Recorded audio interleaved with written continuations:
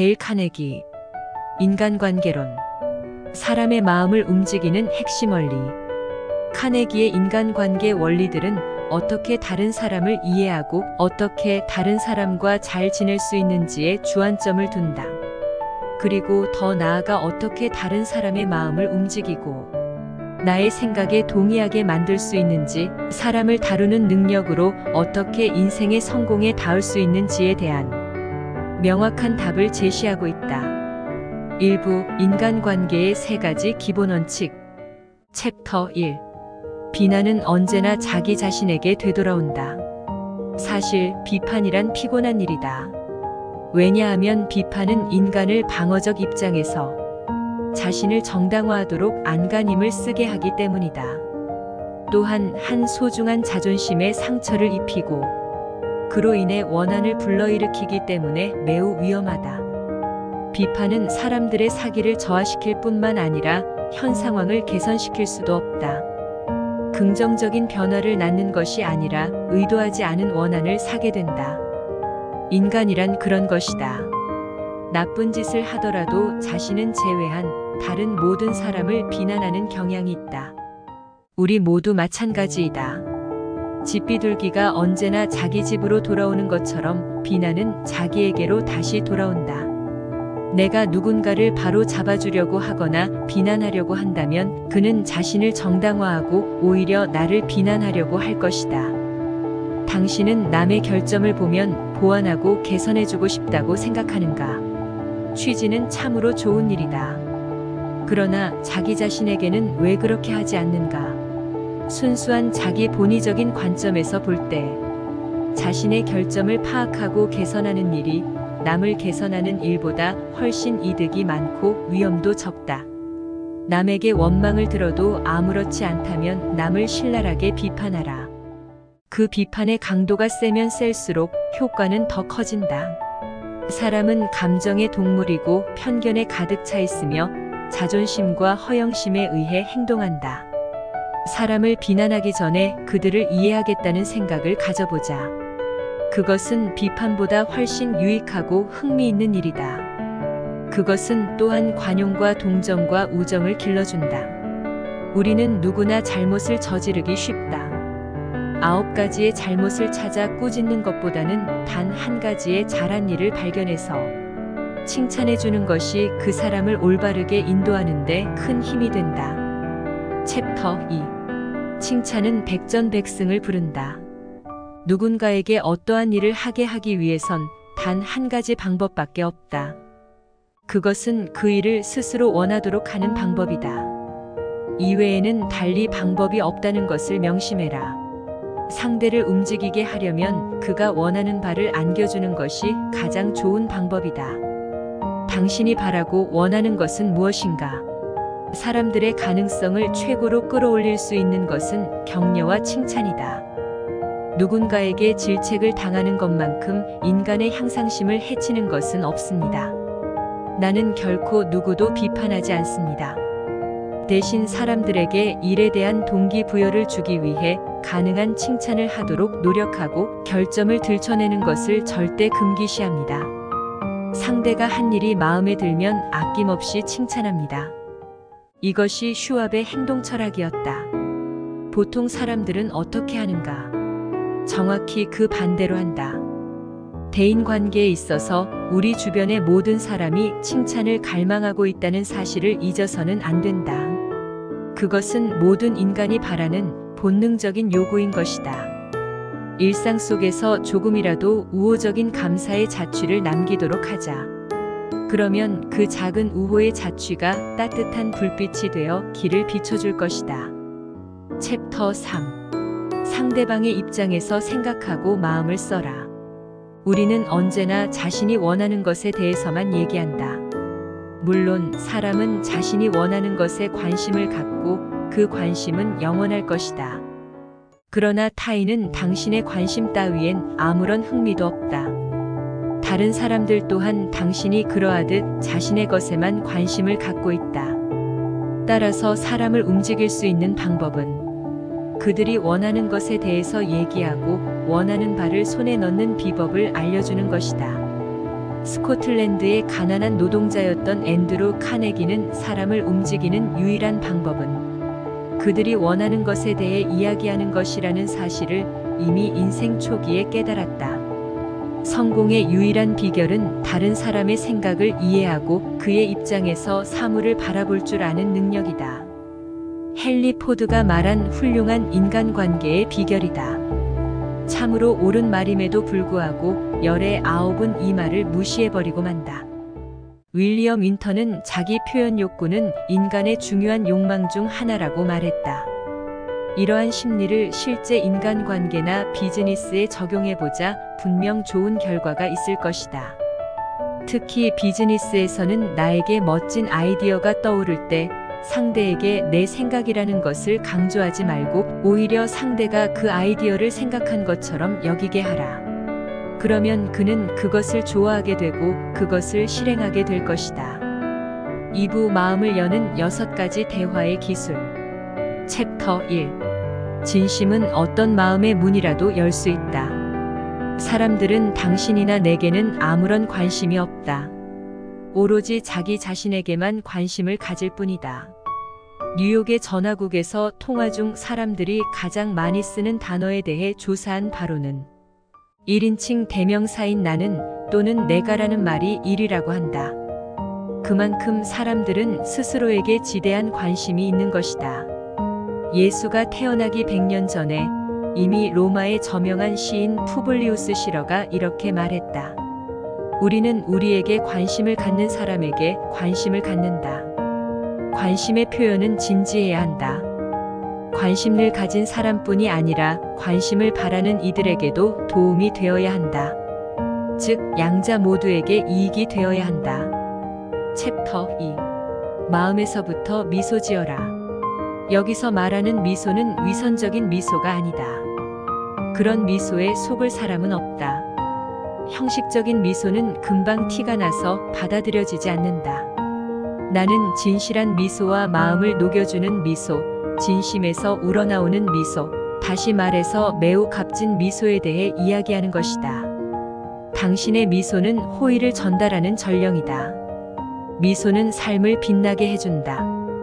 당신의 미소는 인상을 찌푸리며 외면하는 얼굴을 보아온 사람들에게 마치 구름 속을 뚫고 나오는 햇빛과도 같은 것이다. 사람들에게 미소란 세상에 절망적인 것만 있는 것이 아니라 기쁨도 있다는 사실을 깨닫게 해준다. 챕터 3. 이름을 기억하라. 루스벨트 대통령은 상대의 호의를 얻을 수 있는 가장 간단하고도 중요한 방법을 알고 있었다. 그건 바로 이름을 기억하고 그에게 중요한 사람이라는 느낌을 주는 것이었다. 과연 우리 중에 그렇게 하는 사람이 몇이나 될까?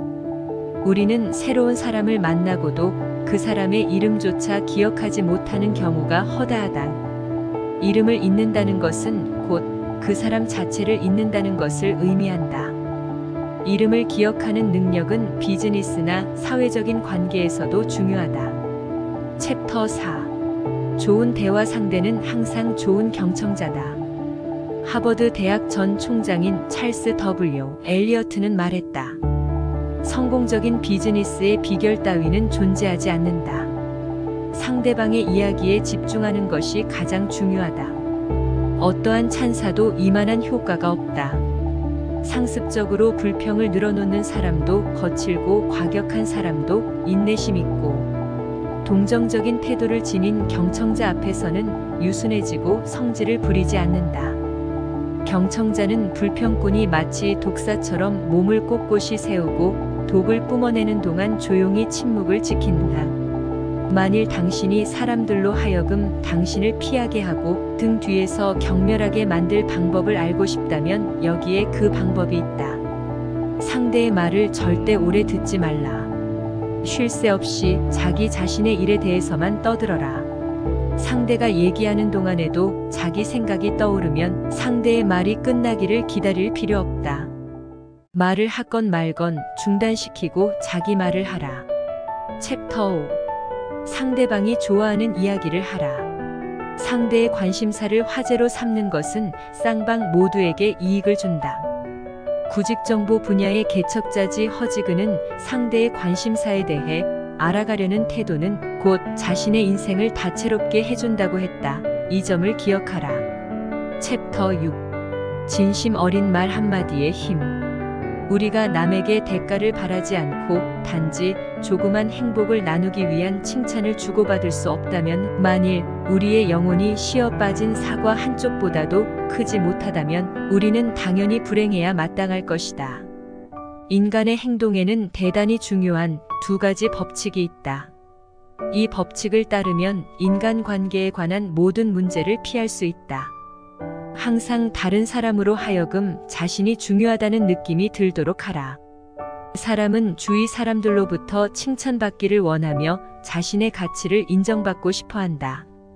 즉, 이 세계에서 중요한 존재이고자 한다. 3부 생각하는 대로 이끄는 6가지 설득의 기술. 챕터 1. 논쟁을 피하라. 토론을 피하라. 논쟁은 참가자들이 자신의 의견이 절대적으로 옳다는 것을 더욱 확고하게 믿으면서 끝나는 법이다. 당신은 논쟁에서 이길 수 없다. 왜냐하면 논쟁에서 지면 지는 것이고 이긴다고 해도 지는 것이기 때문이다. 논쟁은 하면 할수록 자기의 주장이 옳다는 확신을 향해 맹렬히 달려간다는 것을 깨달았어요. 논쟁에서 이겨야 하니까요. 저는 제 인생에서 수많은 시간을 논쟁하는 일에 허비했습니다. 이제는 입을 다물고 지냅니다. 그러니까 오히려 득이 되더군요.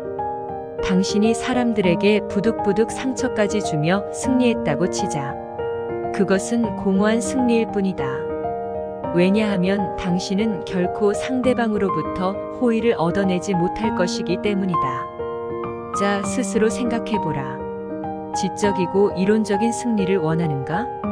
아니면 다른 사람의 호의를 택하겠는가? 양쪽 모두를 가지긴 어렵다. 당신이 죽을 때까지 오를 수 있고 말다툼에서도 100번 이길 수도 있다. 그러나 다른 사람의 마음을 바꾸는 일에서는 마치 당신이 틀린 것처럼 아무 소용이 없다. 오해는 결코 논쟁으로 없어지는 것이 아니라 상대의 입장을 이해하고 공감하려는 마음에서 없어진다. 챕터 2. 사람은 누구나 자신의 생각이 가장 소중하다. 알렉산더 포프는 이렇게 말했다. 사람을 가르칠 때는 가르치지 않는 것처럼 가르치고 새로운 사실을 제안할 때는 그 사람이 이미 알고 있는 사실에 대해 말하는 것처럼 제안하라. 또 소크라테스는 제자들에게 이렇게 말했다. 내가 아는 것은 오직 한 가지, 나는 아무것도 모른다는 것이다. 내 생각이 틀릴지도 모른다는 사실을 먼저 인정한다면 모든 논쟁의 실마리를 차단할 수 있다. 상대방이 공평하고 솔직하며 너그러운 마음을 갖도록 만들 것이다. 챕터 3. 잘못을 솔직히 인정하라. 자신의 실수를 인정할 수 있는 용기는 내적으로는 만족감을 느끼게 하고 외적으로는 문제를 해결하는 데 도움이 된다. 어떤 누구라도 실수에 대한 핑계를 댈 수 있다. 그러나 자기의 잘못을 시인하면 자신의 가치를 끌어올리고 한층 성장한 느낌을 받을 수 있다. 내 생각이 옳은 때는 그 생각을 부드럽고 재치 있는 방법으로 사람들에게 전하고, 내 생각이 잘못됐을 때는 그 실수를 빨리 그리고 기꺼이 인정하도록 하자. 싸움으로 충분히 얻을 수 있는 것은 없다. 그러나 양보하면 기대한 것 이상을 얻을 수 있다. 챕터 4. 꿀 한 방울이 쓸개즙보다 더 많은 파리를 잡는다. 상대방의 마음이 당신에 대한 나쁜 감정과 증오로 가득 차 있을 때는 어떤 논리로도 그의 마음을 당신의 생각대로 움직일 수 없다. 인간관계에 있어서도 누군가를 자기 편으로 만들고 싶다면 먼저 그 사람에게 당신이 그의 친구라는 사실을 알려라.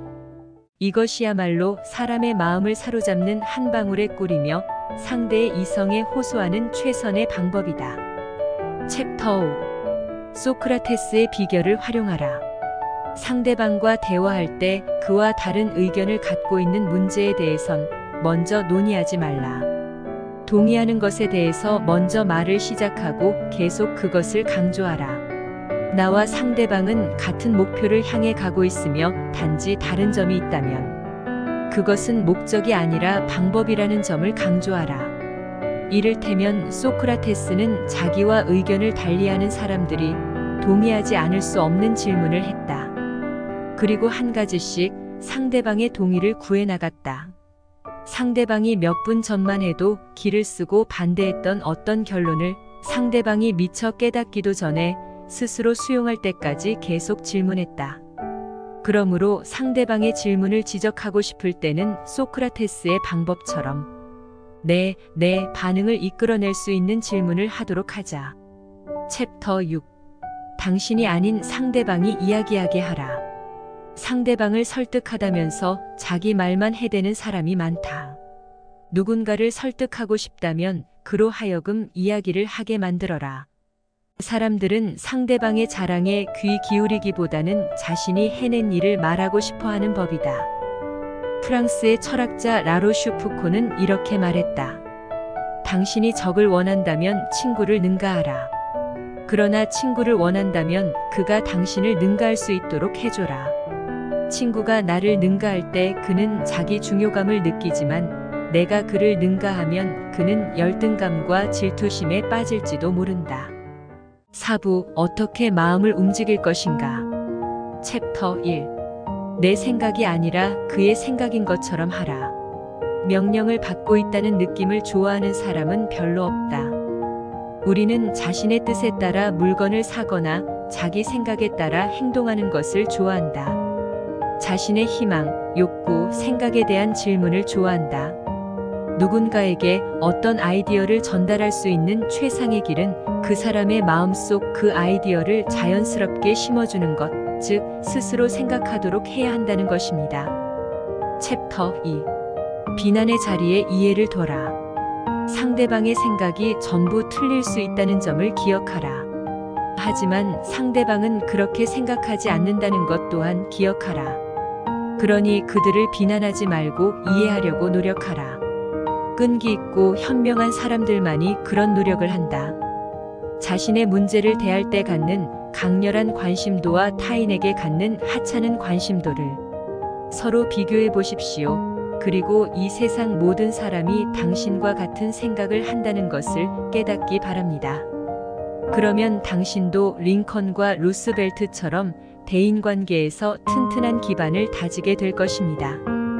인간관계에 있어서 성공의 지름길은 상대방의 입장에 서서 그를 이해하려는 마음가짐에 달려 있습니다. 제럴드 S. 니렌버그 박사는 그의 저서 사람을 사귀는 비결에서 이렇게 말했다. 대화를 하면서 상대방의 생각이나 감정을 내 것처럼 중요하게 여기고 있다는 태도를 보여줄 때 협력을 얻을 수 있다. 대화를 시작할 때 정겨운 태도로 먼저 상대방의 의견을 수용한다면 그도 나의 생각을 받아들일 마음이 생기는 법이다. 챕터 3. 설득의 비결은 공감에 있다. 인간은 모두 동정심을 갈망한다. 어린이는 자기의 상처를 무척 보여주고 싶어하며 심지어 동정심을 받고 싶은 나머지 상처를 만들기도 한다. 어른도 마찬가지다. 어떤 상황에서든 불행에 대한 자기 연민은 모든 인간이 느끼는 감정이다. 챕터 4. 상대방을 드높여라. 고객에 대해서는 그가 정직하고 진실된 사람이며 또 옳다고 생각하는 것에 대해서는 지불하는 사람이라고 생각하는 것이 가장 좋은 방법입니다. 인간은 정직하고 자신의 의무를 이행하기 원하니까요. 상대를 속이는 사람이라도 상대로부터 신뢰받고 정직한 인물로 인정을 받으면 여간해서 부정한 짓을 할 수 없게 됩니다. 챕터 5. 쇼맨십을 발휘하라. 단순히 사실을 말하는 것만으로는 충분하지 않다. 좀 더 흥미진진하고 관심을 이끌어낼 내용이 있어야 한다. 즉, 쇼맨십이 필요하다. 상대방으로부터 관심을 받길 원한다면 쇼맨십을 발휘하라. 챕터 6. 도전 정신을 불러일으켜라. 사람들에게 동기를 부여하는 가장 주된 요인은 일 그 자체였다. 일이 신명나고 재미있으면 그 일을 더 잘해보려는 마음이 생긴다. 성공한 사람들이 좋아하는 것도 바로 일 자체이며 그들은 그것으로 자기 표현의 기회를 놓치지 않았다. 남보다 성공하겠다는 욕구를 채우기 위해 도전하고 성공을 이루면서 자신의 가치를 증명하고자 한 것이다.